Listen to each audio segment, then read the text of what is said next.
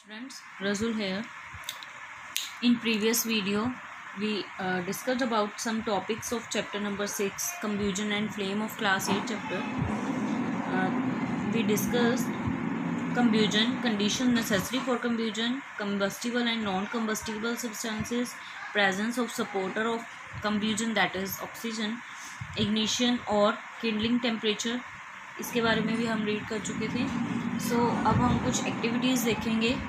To prove that combustion of wax takes place above its ignition temperature, means उसके ignition temperature से ऊपर जो कम्ब्यूजन है वो टेक प्लेस करता है. ठीक है, वैक्स पे.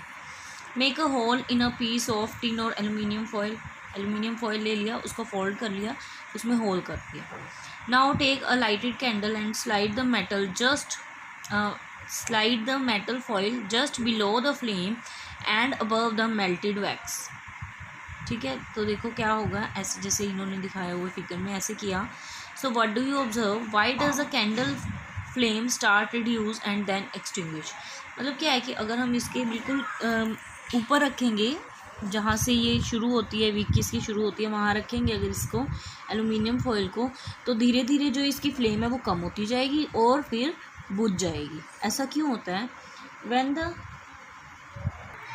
when the metal foil is placed below the flame, जब इसको metal foil को flame के ऊपर रखेंगे, it conducts away the heat and brings down the temperature below the ignition temperature of the wax.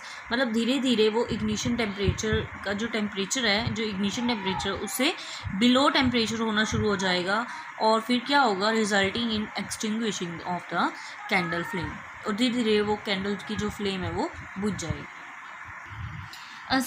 A substance cannot catch fire if its temperature is lower than its ignition temperature, even if it is kept in a jar of pure oxygen. Means कोई भी substance है वो तब तक fire को catch नहीं करेगा जब तक उसका इग्निशन टेम्परेचर नहीं पहुंच जाता, चाहे उसको किसी ऐसे जार में रख लो जहाँ पे बिल्कुल प्योर ऑक्सीजन हो. Okay, so in activity 5.1 activity में कुछ अपने सब्सटेंसेस देखे थे जो कि कंबस्टिबल हैं और नॉन कंबस्टिबल हैं. So you have observe that not all substances are combustible, but substances like petrol, LPG, alcohol etcetera can catch fire easily. This is because their ignition temperature is low. ऐसा क्यों होता है कि petrol, LPG, alcohol ये सभी आसानी से catch कर लेते हैं फायर को, क्योंकि इनका जो इग्निशन टेम्परेचर होता है वो बहुत कम होता है. सो वो जल्दी आग पकड़ लेते हैं. Such substances are called inflammable substances. Types of combustion. अब combustion के कितने टाइप्स हैं देखो. फर्स्ट 3 टाइप्स है combustion के. First one is rapid combustion.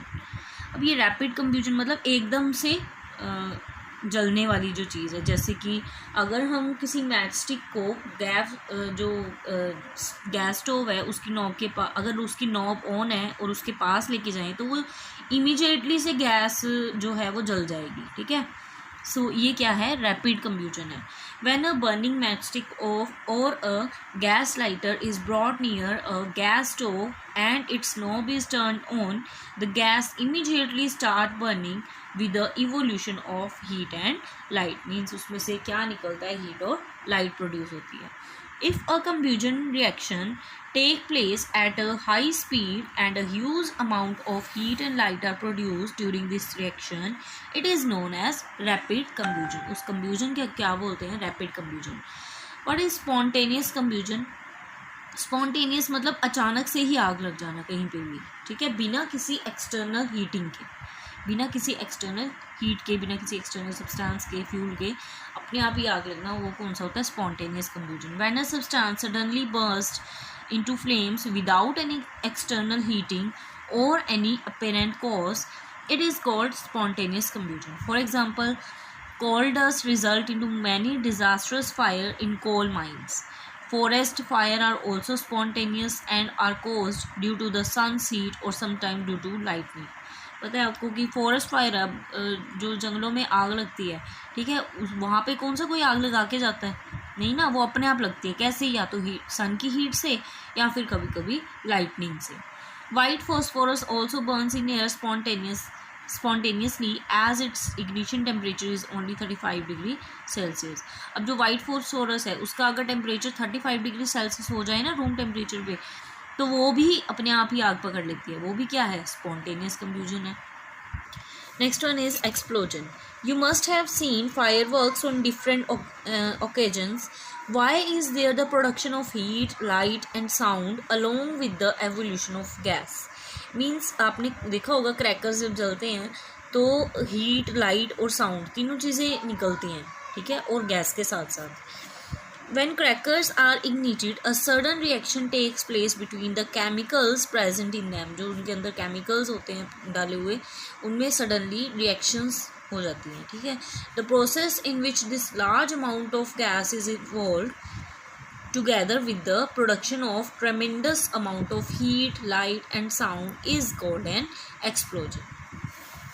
Next one is flame. What is flame? The flame is the visible means जो दिखाई दे, light emitting जिसको बोलते हैं, gaseous part of a fire. The color of the flame varies with the nature of combustible substance and the amount of oxygen supply. Temperature of the flame of different fuels is also different. पता ही आपको कि different substances के different temperature होते हैं। Figure 5.5 shows the different colored flames of a candle, a kitchen stove and a kerosene lamp and a Bunsen burner. अब देखो यहाँ पे कुछ फ्लेम्स दिखाई हुई हैं, अलग अलग फ्लेम्स हैं, अलग अलग कलर्स हैं फ्लेम के। कैंडल में ऐसा कलर होगा, गैस स्टोव का ऐसा, ठीक है, केरोसिन लैम्प का ऐसा और बंसन बर्नर का इस टाइप से। So all materials do not burn with a flame. Let us perform activity 5.5। अब एक एक्टिविटी दी हुई है, यहाँ पे देखो क्या है, to prove that some materials burn with a flame while others do not. कुछ मटेरियल ऐसे हैं जो फ्लेम के साथ बर्न करते हैं और कुछ ऐसे हैं जो नहीं करते। Take a candle, a camphor tablet, camphor means होते हैं ना जो कपूर की टिक्की जो होती है, a magnesium ribbon and a charcoal piece, a light and light them with a matchstick. Observe what happens. Do all materials burn with a flame? क्या सभी materials जो हैं हमने लिए हैं ये सारे flame produce करेंगे? तो देखो कैंडल फ्लेम प्रोड्यूस करेगी, यस, येलो कलर की फ्लेम होती है। कैम्फर टेबलेट ये भी करेगा फ्लेम प्रोड्यूस, ठीक है, आपने देखा ही है। मैग्नीशियम रिबन ये भी करेगा, पर जो चारकोल पीस है वो नहीं करेगा, ठीक है, वो फ्लेम के साथ नहीं जलता है।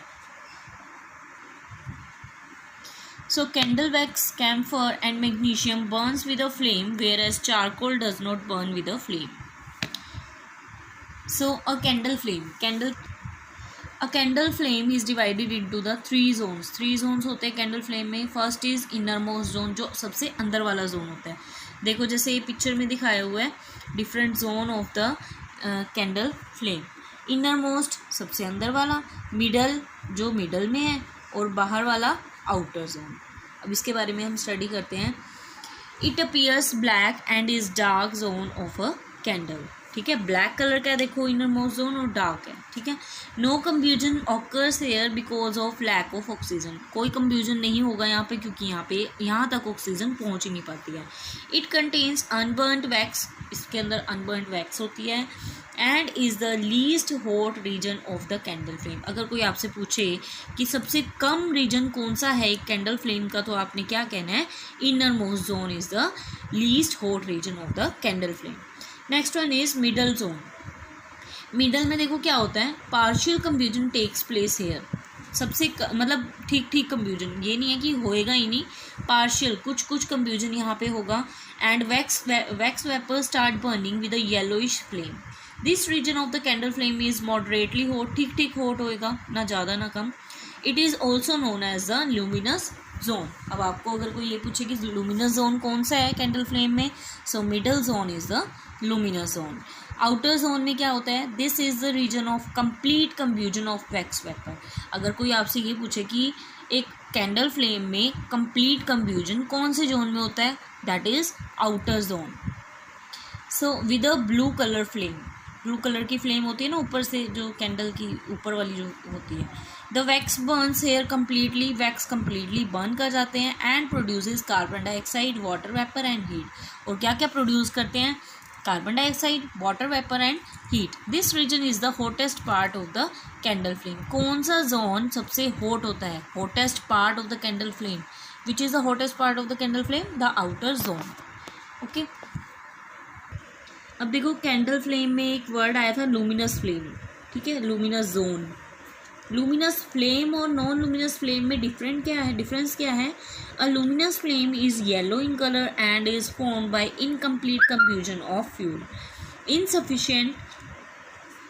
Insufficient oxygen availability. मतलब क्या है कि जो लूमिनस जोन है, लूमिनस जो फ्लेम है येलो कलर का होता है और यहाँ पे इनकम्प्लीट कंफ्यूजन होता है, यहाँ पे कंप्लीट कंफ्यूजन नहीं होता है और जो ऑक्सीजन होती है वो इनसफिशिएंट होती है, पूरी कंप्लीट नहीं होती.